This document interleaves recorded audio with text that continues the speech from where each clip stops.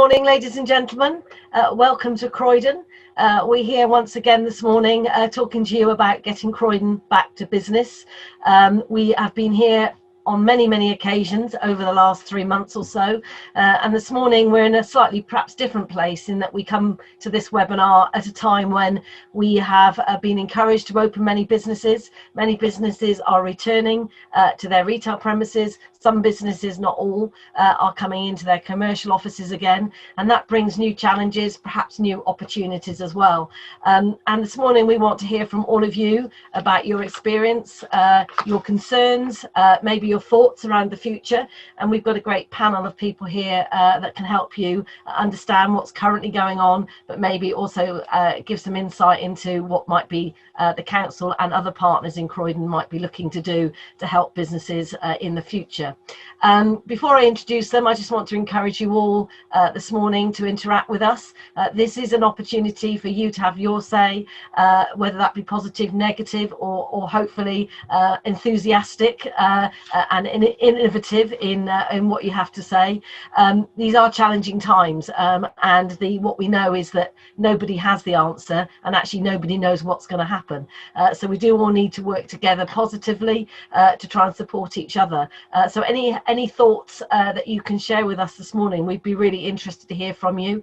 And you can do that a number of ways. You can talk to us via the Q&A function, where you can put your question, type your question, and I will ask that question on your behalf. If you do want to come into the conversation and ask your question live, you can raise your virtual hand, and if appropriate, I would invite you into the conversation to put your question directly to our panelists. You can also chat to us this morning, and I'd encourage you all to keep that chat button open on your screen and follow the dialogue that's happening on the chat function, because there you can actually give a comment or maybe share some insight, or maybe share a link, and all of our panelists will be watching that chat, and they can chat to you in response as well if it's not appropriate to answer you live. So do keep your eye on that chat function this morning. We'll also be launching a poll which is about asking you how you're feeling right at this moment, and in fact that's been a very interesting poll, because over the months that have happened, we've seen people's confidence levels vary depending on where we are right now, and I guess right now is a really important time, because whilst we are reopening, we know that there are a lot of concerns about the safety element of that and how long we might be able to do that for. Will we be going into another lockdown? What are the other concerns that we might have? So I want to introduce you to our panelists. I'm delighted that we have Lucy Webb with us. Lucy Webb is Head of Regeneration at Croydon Council, and Lucy's day job would normally have been to be looking after our district centres across the borough, but since we've gone into the COVID-19 scenario, she's been coordinating the combined response both within the local authority but also amongst our private sector stakeholders, and we'll be hearing from Lucy about that and the impact that's having. And clearly collaboration and working together is key in what's gone on before, but also what's going to go on in future. And in line with that, everyone I'm sure will know Carol Squires. Carol, who's been with us throughout this webinar series that we've been running, Head of Economic Development at Croydon Council, very much at the sort of the coalface of talking with businesses of all manner of size, and working through with them the challenges that they're facing, pointing them in the direction of the support that is available, and we'll be hearing from Carol on what that next phase might look like. Also with us, not a stranger again, Matt Sims, who heads up Croydon Bid, the Business Improvement District for the town centre. Again, be really interesting to hear from Matt about how the bid are responding, and working alongside the businesses and visitors that we hope are going to come back into our high streets and the town centre. And then also with us this morning, we're great to see Ben back. Ben is the operational director at Box Park. For many of us, Box Park symbolises sort of the social occasion that is Croydon. And I guess the fact that Ben has managed to reopen Box Park this week is a really significant moment. And it will be really interesting to hear from Ben about how Box Park is coping with that, but also how are those businesses that operate within Box Park and what footfall levels have been like. But maybe I should kick off by coming over to Carol to lead us off. This is about getting Croydon back to business, and you've been, as I say, very much at the front end of that. Just tell us a little bit about what your sort of current priorities are from a local authority. So as a local authority, we've got lots of priorities at the moment. For my perspective, it's really about trying to support our businesses through this really difficult time. And that is part of that is the reopening, although I think we still have to remember that some businesses haven't reopened and are still waiting and trying to survive during this really, really difficult time. And as part of that, working internally with our teams to look at things around licensing and how we can help businesses sort of interpret the legislation that has come out, because quite often it is quite difficult. It's been a little bit ambiguous in certain places. And alongside that, distributing the grant funds that are out there. So the discretionary grant fund, but also there's still some funding within the small business grants and still businesses that are entitled to funding that haven't actually managed to verify their details. So it's a bit of a mixed bag, really. I think it would be wrong to say that, businesses have opened and now our job's done. Actually, there is, this is going to be a long-term thing.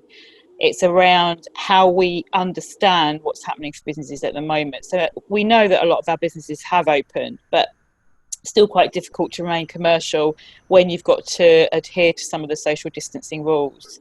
So how can we signpost to advice and guidance that's already out there, but more importantly, understand what the gaps are in the support and make sure that we put something in place that supports them going forward. It's not going to be an easy process. But what I would say is, the engagement and the innovation I've seen from businesses over the last few weeks has just been phenomenal. The entrepreneurial spark that Croydon has always puts me in awe. And it's not up to a council to talk about how a business can become commercial because we're a council. But what we can do is put people in the same room and we can learn from each other and we can develop. And I know that we've got some phenomenal programs out there through the Growth Hub. But, I know that, and I know on here today, we've got our Startup Croydon, we've got our British Library stuff, we've got mentoring, we've got all of those sort of programs as well. So, I think there is, we tend to lump businesses in this one group, and actually that's not necessarily the case. We've got the retail release, we've got the hospitality and food and beverage offer that's now been released. But alongside that, there's a real entrepreneurial flair from those people who are looking at starting up, enterprises, all kinds of stuff that's happening. So it's a big, big picture, but we need to break it down. What we've got to do, though, is get it right and not rush into just doing something in a reaction. It's got to be right for our businesses. It's got to be right for our place of where we're living and working and playing. And as a council, I would see us very much as the facilitators to support that. And the overriding message, obviously, of staying safe, doing whatever happens safely, is got to be the overriding message. A difficult message when you're trying to keep your business alive, obviously very important, but getting that balance right to enable you to still continue to trade and make money. Absolutely. Nobody wants another lockdown.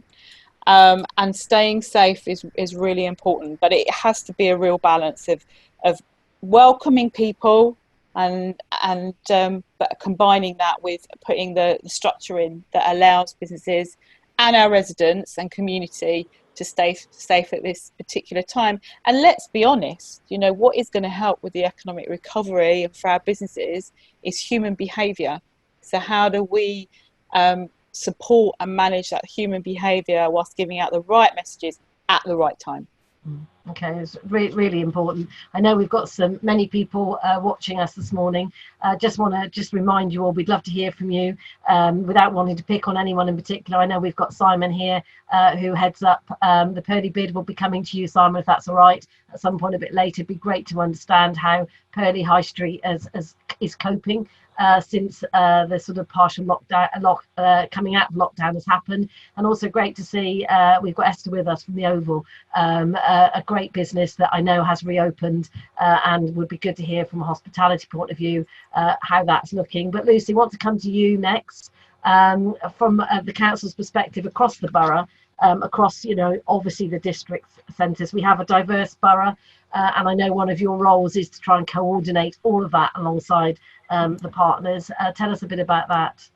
Yeah, so I think basically complementary to what Carol's been talking about. So where, her and her team are very much working with the businesses and understanding their specific needs. What we're trying to do is understand the specificness of place, if that makes sense. So the diversity that you touched on and the way in which each of our district centres and high streets in particular have been responding throughout the crisis period. And we've seen amazing innovation, amazing partnership working, communities coming together, business communities coming together. There's a huge amount we want to build on with that and really understand that as that kind of nuance of place, but also to think about how our public realm responds to some of the challenges that businesses have. So critically, we know that we need more outdoor space. We need to be able to support a lot of our businesses to be able to spread outside, have tables and chairs. We know there's a new bill passing through the Lords at the moment, which will make it easier for businesses to get hold of some of those outdoor spaces as well. So the bit we're really trying to do at the moment is coordinate our efforts around that to be prepared and to be able to support businesses who want to take that opportunity up. We are looking at how we can support our public realm to support that, where we as a council can take a lead, funding allowing, or where we can support businesses to do that. And for us, that's a big kind of balancing act between managing safe movement of pedestrians, not as Carol said, making it feel safe to return to our businesses and being able to move around safely, but then allowing for the active travel of new cycle lanes, as well as people returning by car who don't feel they can travel on public transport. So that's all incredibly critical for us at the moment. We're doing a lot of mapping and working across the council with partners and with the police to understand the opportunities to support that public realm response. And then, as you said, Catherine, trying to do much more around the coordination of the council's work and our public and private and voluntary sector partners to respond to both the crisis and as we move forward. So a really collective, coordinated response to how we renew our economy and how we move forward. There are huge opportunities in this. There are new partnerships and new investment coming to the borough. LSBU was mentioned yesterday. There's huge things we're excited about, but as Carol said, we need to move forward cautiously, and we want to do that in partnership. So the work we're trying to do is make sure we do that in a coordinated fashion, and that we draw on that partnership approach that we've established really from that crisis response and moving forward with that.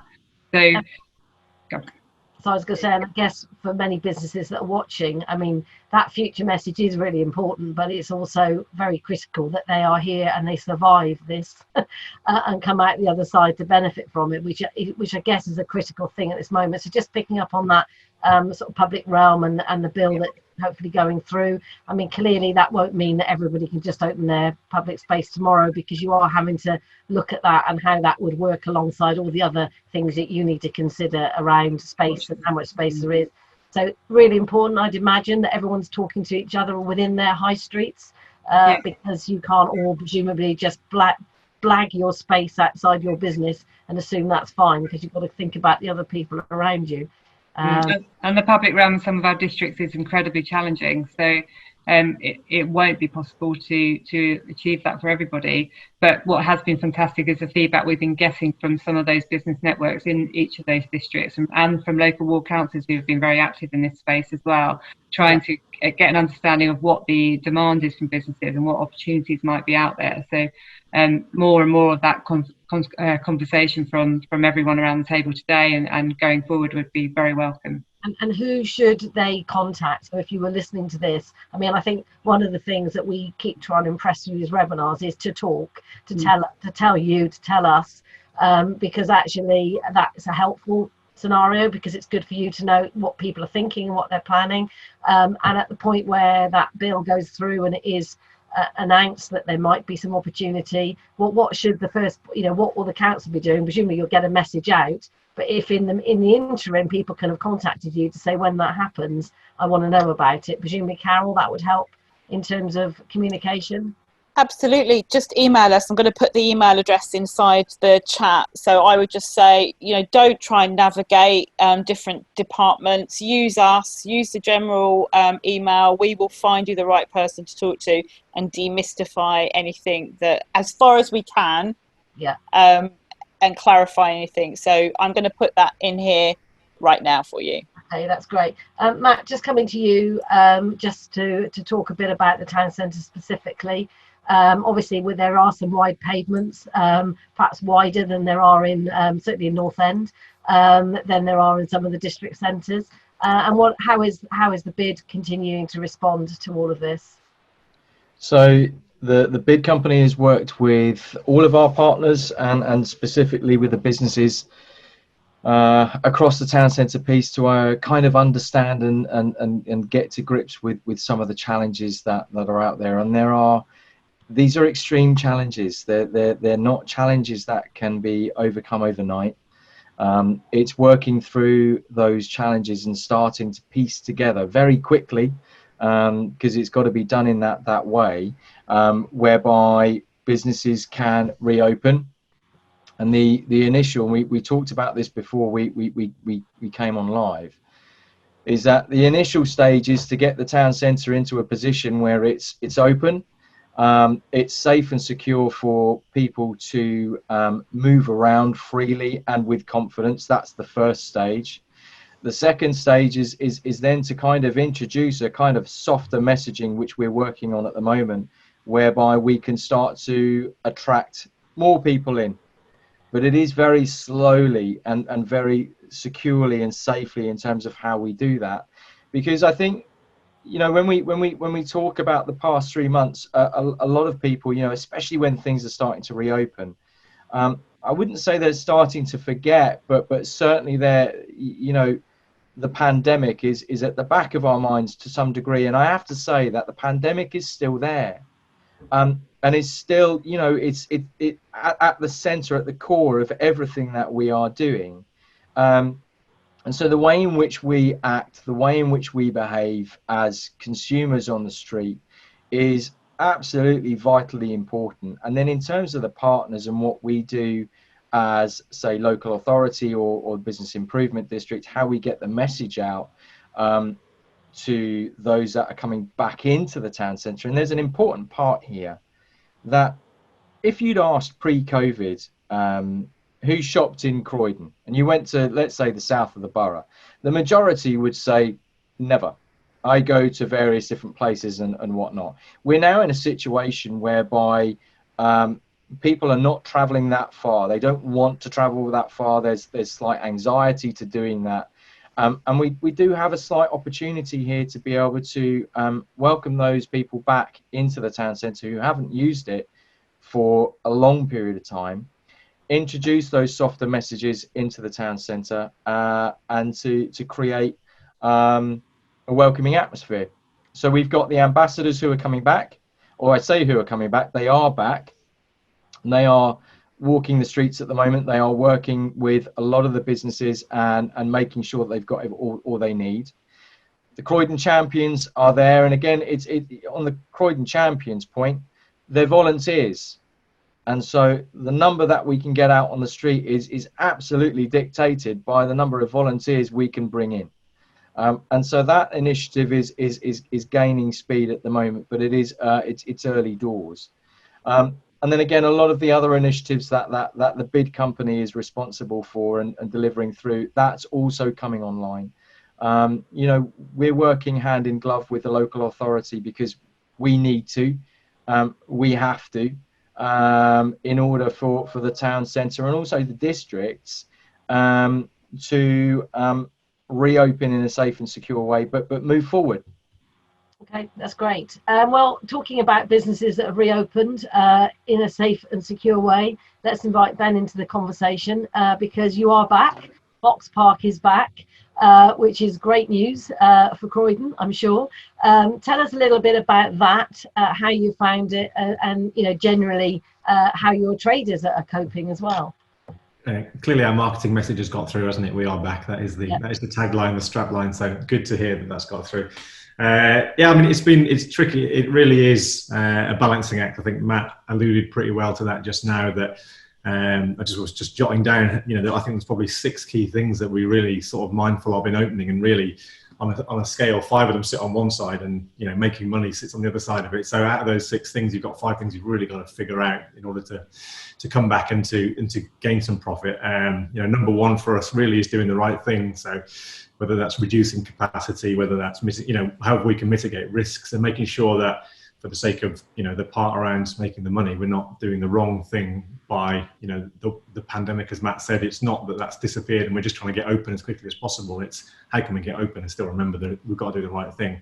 Part of doing the right thing, that is our staff welfare really is our number 1 priority, and has been all along. And the same for our traders as well, that their welfare, our staff's welfare, really is critical to our opening plan, and that's sort of putting in screens, providing PPE, and the training that we've done with those guys, I think is really critical. We want the people to feel safe coming to work, and that they're happy to come back. I mean, I think there is a real want for people to come back to work. We've certainly seen with our guys. We were a bit worried bringing people back in from furlough that they'd sort of be happy, sitting in the garden on 80% and relaxing. But actually, there's a real sort of passion and hunger to get back. And I actually think, from being around all of our sites over the weekend, but in particular Croydon, a real sort of spirit of we want to get back, we want to get this thing back up and running, which was brilliant to see, a sort of a pride in that workplace, and really happy to follow all the guidance measures. I think it's difficult when you haven't seen your friends for a while. You want to run in and hug them, and sort of you forget instantly. But above and beyond, I'd say our guys have sort of picked up in the most part, and relatively not forgotten all those pieces, which has been good to see, and was probably our biggest concern. Customer welfare obviously was in there, and I think customer welfare, but also the perception of customer welfare. If you're the customer, you want to feel you're going somewhere that's taking things seriously. We're doing all we can to log details for track and trace on entrance. We're mandatory hand sanitizing on entrance. And our sort of routine of cleaning is hopefully very clear and very prevalent to people. When you're sitting there, the cleaners have been and cleaned your table because you can see them regularly. So I think that perception piece is as important as well, because people want to feel they're having a safe time, but they want to, I suppose, reinforce that keep safe message. If we're constantly doing it, hopefully they're seeing that part as well. We want to maintain the essence of the business. That Box Park sort of wouldn't work in bubble wrap. It wouldn't work with screens between every single person in cubicles. You might have seen we've changed our sort of tagline, our eat, drink, play. We've sort of amended to eat, drink, play safe. And I think we just want to have that part of, we still want to do Box Park. That's what we're here for. We're here to have a great social destination, but you've got to do that currently within the safe guidelines that we know about doing the right thing. So we are leaning on, I think, Boris has made a point a few times around, we need to rely on people's common sense. Sometimes that common sense isn't that common, and we're there to try and help to remind those pieces as and when necessary. But in the main part, I think people generally, especially at the weekend, especially in Croydon, I think maintained their distances where they could do. I think they were resilient to that. And I think there's a part that hospitality as a whole needs to do, which is around educating the guests of what's acceptable and what's not acceptable, because it will become the new normal. I don't want to talk about the new normal as such, but it will be with us for a while, and people need to know whether they're coming to Box Park, going to Slug and Lettuce, going to wherever they're going to, that they're going to be very similar policies in these places. So people just need to adapt to it now. And if we allow the misbehaviour in one place, it will knock on to when they go to Ludicrous or wherever they go to next. So we want to make sure that we're all following the same sort of education of the customers, so that the new normal becomes really normal and really easy. I think that's critical. Obviously, the fifth part of that, what we have to do to get open, is complying with the guidance and with the, sort of local authority advice, licensing, etc. And I think that's, definitely kudos to the council for working absolutely hand in glove, as Matt said, with us, and with licensing as well. It's been a pleasure to sort of see how that has come about. I think it'd be very easy with the guidance, as you said at the top. The guidance in some places has been contradictory, confusing, misinterpreted, etc. And I think it's very difficult if you're a regulatory or authority body to not have clear guidance. It's very hard to enforce things. It completely makes the job for everybody very difficult, because if there's no clear black and white, both sides, that's a very difficult part. So it's been, refreshing to work from both sides with that, to try and deliver those pieces. And I think everybody relatively understands that the guidance is guidance. It's not law. It's not black and white. There are some interpretations, but if you're ticking box 1, 2, 3, and 4 around doing the right thing, keeping everybody safe, and you're within the realm of the guidance, I think that's sort of the stance. As a bit of common sense from our side as a business, as well as from the customer side. And then the other side of that balance is we still have to make money. So, we need to do all of those things and still be profitable to open. We can't just have huge cost centers with no revenue from that part. So it is that balancing act. And mindful that we've got a whole heap of small businesses all sit within our portfolio that we have to support and ensure that there's footfall for them to come back to. So, if we open without any of our traders open, we don't open Box Park. We just open a big empty shed. So I never called it a shed, just so you're aware. But we're very conscious of that part. How can we get these guys back open? Trying to assist as possible with their own business risk assessments, trying to make sure they're accountable for their own actions and their own staff well-being. That these are businesses in their own rights. Some are big and have clear corporate policies. It's fine. Some of them are smaller, and don't have that support. So wherever we can, trying to assist with those guys to make sure that they are following the policies, they understand the best way to keep their staff safe, and trying to reduce the movement around the site. So we're introducing click and collect at the moment, which I think is trial running today. So you'll be able to sit at the table and scan a QR code and order the food from any of the different vendors and then just go pick it up and sit down. So there's way less contact time within the sites. So we're trying to do those parts that reduce the risk for the traders, so they can be open and make as much money as possible without increasing the risk to those businesses or to the customers as well. So that's sort of pivotal for us. I think, again, similar to our staff, the small businesses have all come back hungry. I think off the top of my head, 75% of the businesses are back open, and the rest will be in the next week or two, depending on their measures they're taking within their units. And those guys are hungry for it as well. There's a great passion. There's some people who are waiting to open pre-lockdown, who've sort of done shop fits and are ready to go, and have sort of been every day knocking at the door. When can we open? When can we open? So Big Mike's Calypso Kitchen is the newest and notable visitor with us. Absolutely brilliant job, great opening, great food, and it's good to see. I think, Carol, you were talking around that spirit of Croydon entrepreneurialism about people wanting to get open. It's been really good to see. So yes, there's going to be a win over the weekend. Footfall wasn't horrific. I think in general, footfall was less than hospitality anticipated. Certainly some of the media frenzy probably hurt us a little bit across the board, across the industry. I think we saw okay numbers, probably slightly better than we anticipated, which was great, but it's definitely a little bit of we've been told we can't go, so we're going to go for the first weekend, and it might last into this week and maybe next weekend. But I think after that, there'll be a period of short-term pain as people become comfortable going out again. But we're also looking further forward. Next year, when we sort of feel the effects of any recession that will drop into the sort of the marketplace, we'll see that customer footfall probably drop as well. So we're now thinking about how do we mitigate that in the future. So it's not just about mitigating risks of COVID now and how do we get open. It's around what we're going to do in the next 9, 12, 18 months to make sure we've still got viable businesses going forward. And I think that's critical as we look at council support, government support, landlords versus tenants support. How do we look at these bigger pictures? It's not just this month, it's not just this weekend. That we can handle this weekend easily. It's fine. We know what we're doing. But what are we doing next year?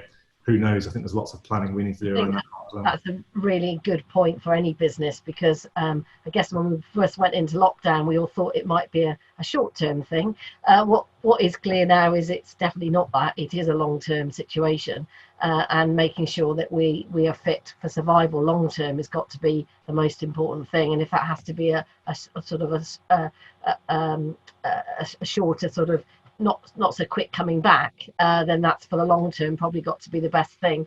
We have just launched our confidence survey. If those that are watching could take a few moments just to tell us about how confident you're feeling about your business. It's been interesting to see how this has changed over the last 3 to 4 months, and it'd be interesting to see how you're all feeling now.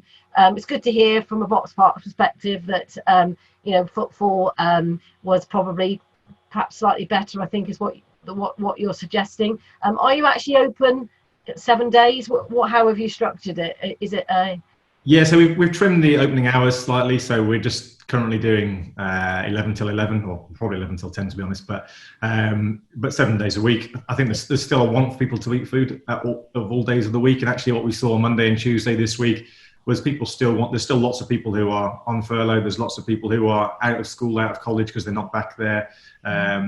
You know, there's lots of families still knocking around, taking their kids out in a safe and social way. But I think that just the days of the week don't really matter for a lot of people at the moment, because, you know, Monday is the same as Saturday, because if they're sitting at home, it doesn't make much difference. So I think we'll probably see a little bit of flattening of footfall across hospitality. People will happily go out on a Wednesday as much as they would as a Saturday if they haven't particularly got much else in that part. So yeah, we are open 7 days a week. Obviously, we're expecting that Mondays, Tuesdays will be quieter than that. But I also think there's a point that Matt said that I just want to reaffirm. I think we do see people wanting to stay local much more than wanting to travel around at this point in time. And I think that can only be a great thing for Croydon. And if you think about, we've been on many task forces over the last sort of 12, 18 months around late night economy, around getting sort of hospitality up and running within Croydon, and culture and the arts as well. People will want to be, you know, they won't want to be travelling in central London to go to those things. We've got the opportunity now to make Croydon the epicentre of that. If ever there was a time to regenerate that part, now is absolutely that time, because we've got that real sort of close-knit people, I think. I think that's a really good point. I just want to bring in a question that we had actually given to us ahead of this this webinar being live, and it's come from the Spread Eagle. And basically, obviously, there has been an ongoing concern about evening and nighttime economy even before COVID, which Ben, you've mentioned in terms of the many task forces that exist. But right now, what measures are being put in place to give that reassurance to people that Croydon is a safe place as for nighttime economy? I don't know, in terms of footfall for Box Park, whether you see it dip, whether you've seen a dip, or whether people are coming out in the evening still. But there is, I guess, on this message about, you know, staying local, being safe locally, there is a need to get that message out that actually, you know, it is safe. Matt, do you want to come in here, because I know you're doing some sort of signage work in conjunction with Lucy? No, it's a really good point, but it's a point that needs to be expanded a wee bit more, in the sense that footfall pre-COVID in Croydon was a major issue, not just for the nighttime economy, but also for retail and other sectors. You know, the town centre is suffering to a degree from other elements, and again, footfall is determined by a number of factors. It's not necessarily just on, say, safety and security, and that kind of visibility, although that plays a major part. One of the things post COVID that we need back is we need the commercial sector back. The commercial sector bring the footfall, the spend, and the like, and Ben will underline this, I'm sure, in the sense of all the commercial around Box Park. It feeds a business, and so, you know, we are in a current situation whereby our footfall levels were low pre-COVID. The expectation going forward is that our footfalls and the footfall of towns and cities across the UK have been seriously impacted in a way that we've never experienced before. And you know, how do you get that back? Can you get that back in a kind of a new normal? And that's quite tricky. I think, you know, in terms of what you're referring to, Catherine, in terms of that feeling safe and secure in the area, you know, we're working with Croydon Council and also with your team, actually, in terms of the visibility, the messaging. So you'll see around the town centre, there's lots of practical interventions that have been made. We now need to soften that up. I need those that haven't been into Croydon town centre for a number of months or years to feel safe, in the same way that Robin does with regards to the Spread Eagle, to feel safe, for their anxiety to reduce and their confidence to grow. And that's where we're all at right now. We aren't going out for long shopping trips. Our dwell time is definitely reduced, whether it's nighttime economy, hospitality, or retail. And so we're going to be introducing some softer measures in terms of the signage around the town centre, using a host of different vehicles to be able to get that through. The rediscovering Croydon, staying safe in Croydon, because that's the primary message that we're pushing through. We do want people to shop local, eat local. I'm going to use Ben here in terms of eat, drink and play local, but safely. And that's what it's all about. And yes, the bid company has its initiatives, it has its services that it's putting out there. We do work closely with the police, and again, in reference to the safety and security of Croydon Town Centre and the districts, in the same way with every other town and city, it's really important. And so working with all of our partners, we're going to be looking to bring some of those back. Okay, we've had that conversation, Matt, haven't we, around this combined marketing comms message. I do think there's an opportunity for Croydon. We have a number of, well, many hundreds of new residents that have moved into the town centre. If we think back 10 years ago, we didn't have anybody living in the town centre. We now have a whole new group of people that have moved in. Now, traditionally, before COVID-19, they'd probably been getting on a train and going into town, and maybe their social life was more in that area. I think there is an opportunity now that we should be working collectively to reach out to those residents. Maybe they don't know what's on their doorstep. Maybe they don't know exactly what Croydon can offer them, and they need to know that it can be done safely. So maybe there's a collective approach to that. There is that opportunity, but again, and I think everybody on the group and also those that are listening, is that it has to be done in a phased approach, and it's got to be done in a very practical, very sensible way in terms of being able to reopen our town centres. We have to remember that the retail core opened 3 maybe 4 weeks ago. Hospitality only opened on Saturday.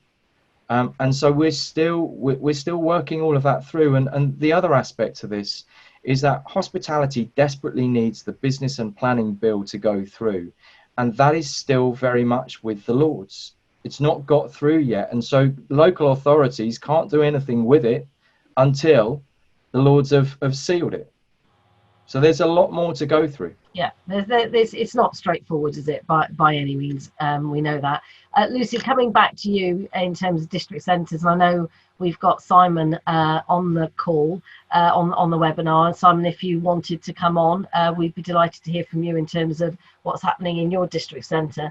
But just looking at around, the borough, different places, it obviously happening, different things happening. What's the sense in the district centres? And then I will invite Simon to come into the call. Yeah, so I think one of the critical things in the district centres, particularly if we're talking about kind of evening, nighttime economy, is somewhere like Purley, where we've got some fantastic restaurants, evening offers. It's about being able to get to and from those venues safely in the evening, and it is about balancing, as I said at the beginning, the public realm of being able to have a safe space for those restaurants, bars, cafes to spill out into that public realm, and if people visiting those venues feel that they can do that in a social distancing safe way, with the ability for people to get to those venues safely. So making sure that we have still got safe drop-off pickup spaces for taxis, for private cars, but balancing with that with safe walking and cycling. I think that's really critical in the districts, more so even than the town centre, is trying to balance all those different asks of that public realm.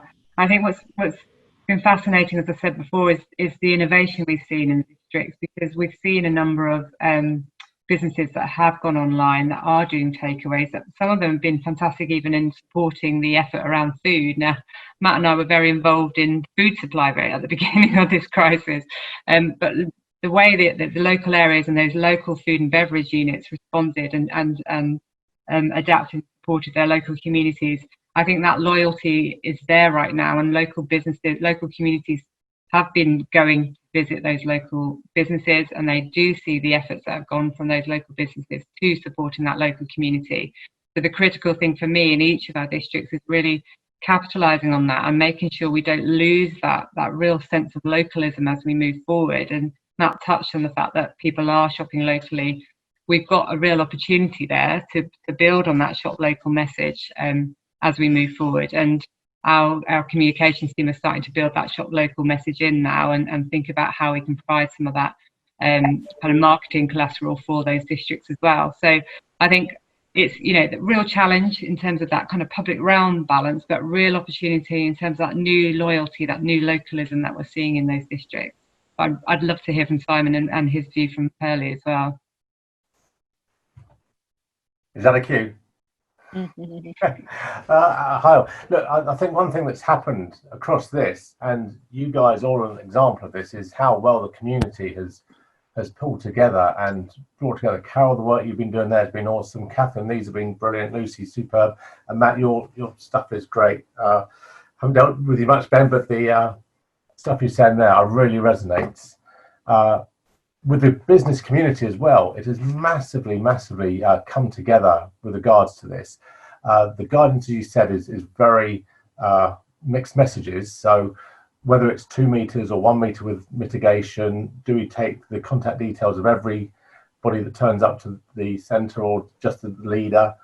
And it's working with these communities and working out what the best practice is, so that, as Ben is saying, that we've got a common approach between everyone to make sure that the experience is the same for everyone, so that people will give across their details and they know that this is kind of like the new way that we operate. And from Saturday night and seeing the businesses after that, I've been so incredibly impressed, both by the businesses and by the people visiting the town, of how well people have behaved and adhered to this, and they've accepted that this is the way that we do have to operate, and we are going to operate safely. And there hasn't been an example of someone not giving their details for this or not adhering to the guidelines. I've heard of one challenge to this, and after simple explanation, they realised that yes, we'll give the details. As you were saying, we've got some way to go with regards to what the best practices are, how do we roll out the table service, etc., and to get confidence back in.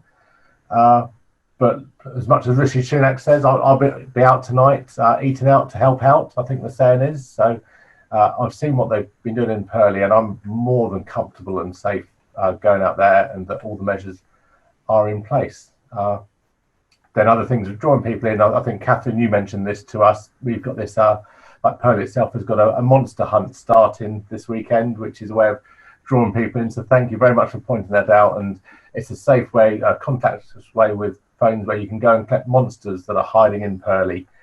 So come down and experience that and see what we've got to offer. That's really great. Thanks for that, Simon. Good to hear from you. If anyone else who's watching wants to come in and share their experience that's happening in their business, we'd be delighted to hear from you this morning. Really important that we do hear from you and understand what's happening with you. That all helps the council and the other people who are trying to make this all work understand it better. So this is your opportunity. Hi to Chris Evans, area manager at Berkeley Business, who has put into the chat around the fact that obviously, please don't forget, there is still some financial help out there, and particularly the bounce back loans up to a 50k limit, but they are available online within 48 hours. So if you are a business that is still struggling, and many of us are, do take advantage of that. It's probably the best way to borrow money at the lowest rate that probably there's ever been. So do have a look at that, and Chris has put he will, I'm sure, put his contact details in the chat. You can pick up directly with Chris if that's of interest to you this morning.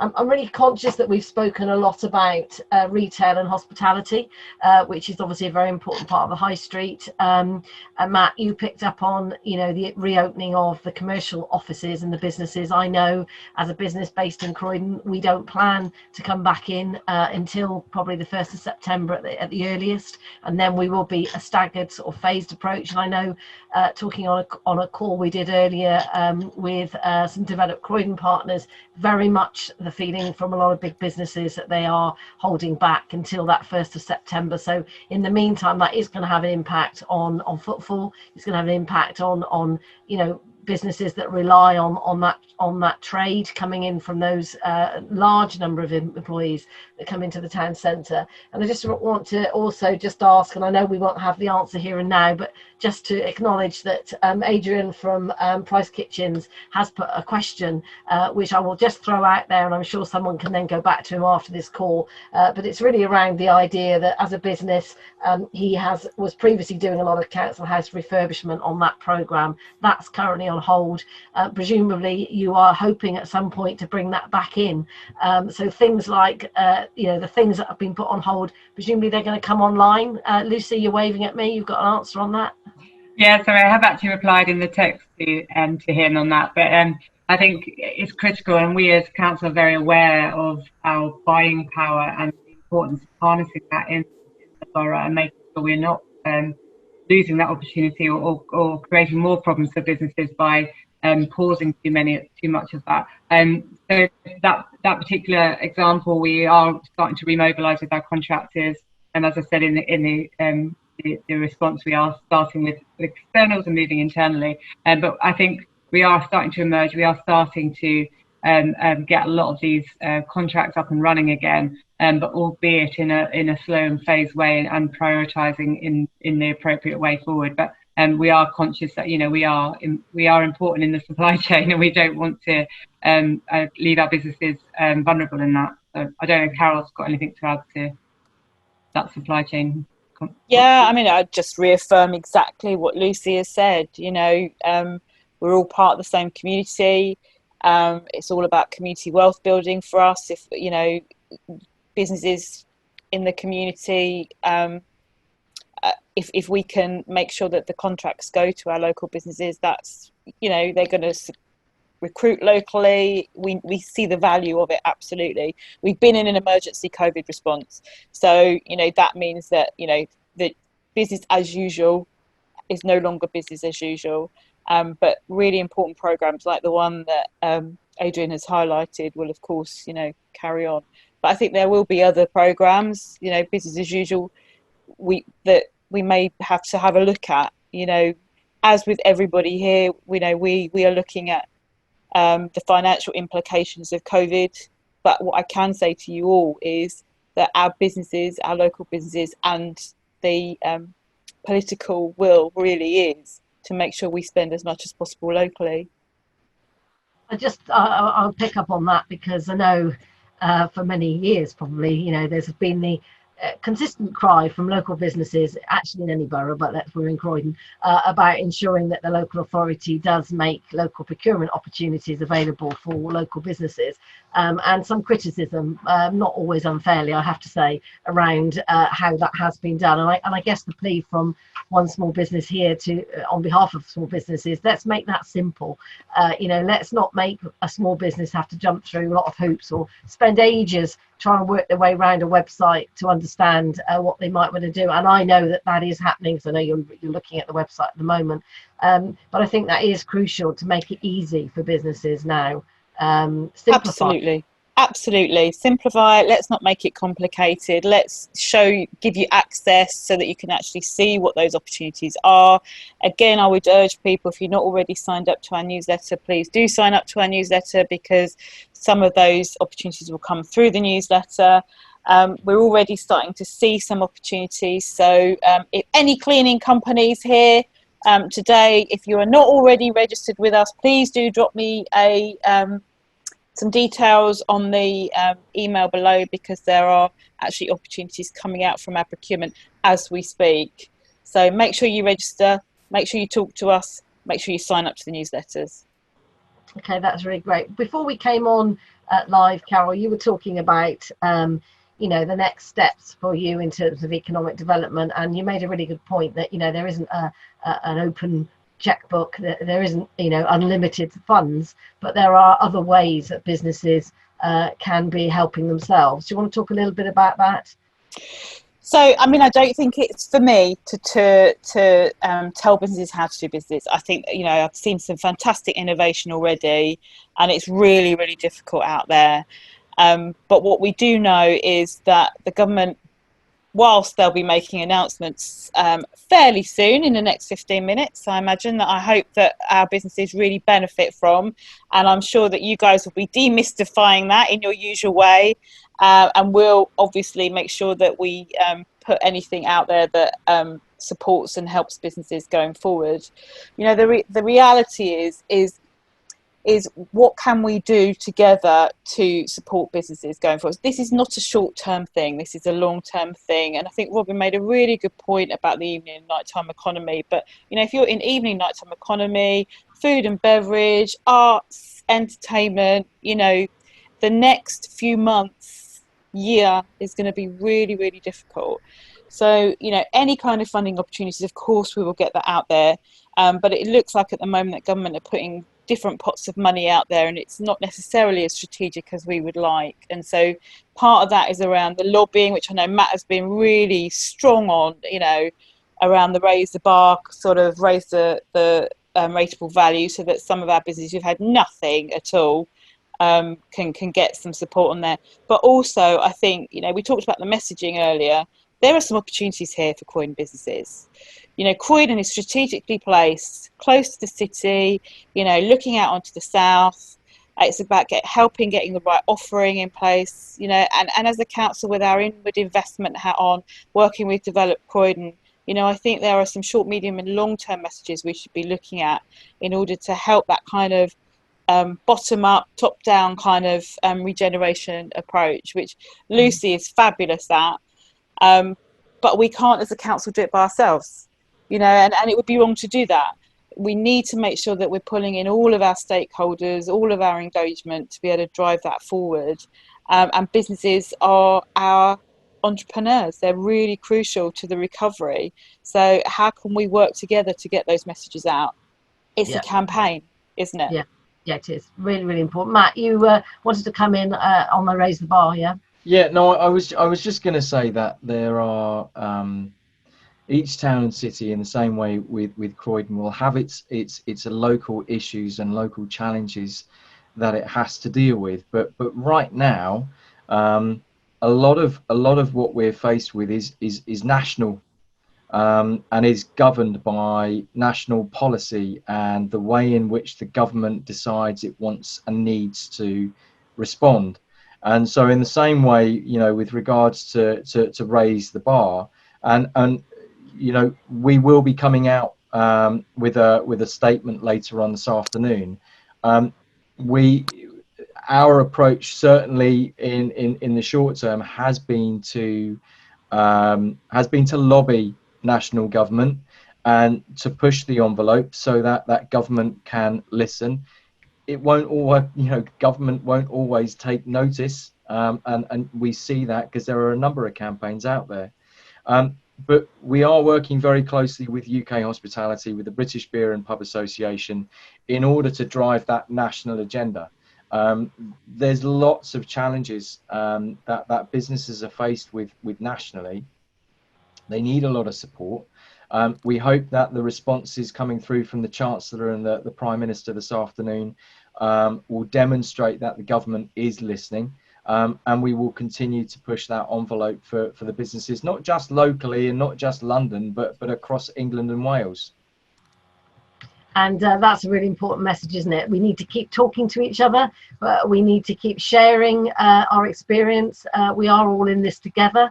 And I guess that's a message that Box Part you use a lot, because you are a collection of businesses that are working together.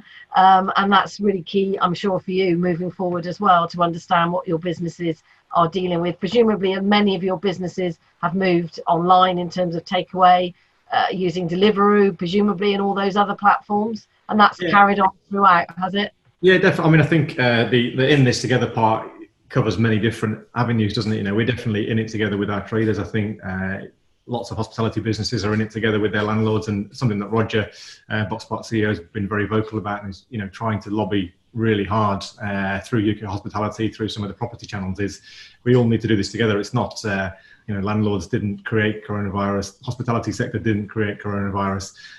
You know, we're all victims of this, and we've got to try and work a way together to do something. Now, it sounds lovely to do that, and it's much more complicated than that in reality. But I think the essence is there. We are on this together. It's a problem for everybody. It's not a problem for one isolated set of or sector. So we've got to work on that. And then within our business, of course, we've got to try and work together with our guys to make sure that they're all there, and small business works really well. And their business model has adapted a little bit. I'm sure that delivery will take a slightly higher value of sales going forward, because people will be ordering into the house. But most of them were already fairly prevalent within the delivery channels anyway. So it's just now about streamlining that business, trying to use the click and collect model where they can to generate as many different business leads as possible at this point in time. It's making sure there's no stone unturned to be continue making money whilst we operate in this safe way, I think. Okay, that's great. Lucy, just coming to you for some final words. I'm aware that across the borough we've seen a number of changes to sort of cycle lanes and road closures, and are we at the end of that now, and where can people go to find out? Where are we at with all of that? So we've implemented some, as you said. We've done a number of traffic management measures. So low traffic neighbourhoods, which tend to be more residential, where we've closed roads. We're putting in some segregated cycle lanes that's focused on London Road, but we are looking at more now around the town centre. We've put in speed limits, and we've put in extended footways for pedestrians. So we've focused that on the key priority areas with the funding that we had available. We have got a big funding bid into TfL, which we're hearing from tomorrow. Fingers crossed that we will get another pot to do more. As I say, we've really mapped out where the opportunities might be across the entire borough, particularly where we know that there are likely to be pinch points or particular pressures on the public realm. Though that with the real focus of moving people around the borough safely and B, supporting those businesses. So it's going to be heavily reliant on the funding that comes available, because these interventions aren't cheap and they need to be managed and monitored and installed and taken away again. But we've got some in place, as you say. We've got some new funding from the Department for Transport, which will allow some new cycleways in the town centre. And fingers crossed for our announcement tomorrow to hopefully get a bit more to do the additional. So absolutely, that's not it yet. And as I said at the beginning, I'm very keen if people do have thoughts about how this could work in the districts, in particular the high streets. Please drop us a line. You are the eyes and the ears for us in those local areas. We are all working from home. We've got our highways team out there doing a lot. But you're the ones that know really where those issues are, and you're the ones seeing it on a day-to-day basis now. So please do talk to us and highlight those issues. And where we can respond or work with you on a creative solution, we absolutely will. Great. And is that information available on a link on a website? Perhaps you could pop that in the chat. I will put that in the chat now. Yeah. We'll do our best to promote that so people know where to go to get the very latest information on all of that. Well, it's time for us to close. I'm conscious that we're all probably going to want to log on fairly quickly to find out what the latest government announcements are, which will hopefully all be helpful to all of us. So I just want to say a huge thank you to everybody for taking part this morning. For those of you that are listening and watching, just remember how Lucy has ended this. This is about what's happening in your world as well, and the council can't do this on their own. We do encourage you to engage, to talk, to communicate, because together we can make a difference, and we will get through this. And I think that's very much the message that's come out. We don't know what the future holds, but we know that if we stick together, hopefully we will come out stronger. So that's a great way to finish. So thank you very much to Ben from Box Park, to Carol from the council, to Lucy, to Matt. Thanks for Simon for coming, satelliting himself in. And for those of you for watching, keep in touch. We will be back with another update in due course. But for now, stay safe, stay well. And just picking up on Ben's line, I'm going to finish with eat, drink, play, stay safe. Thanks very much. Bye. Cheers.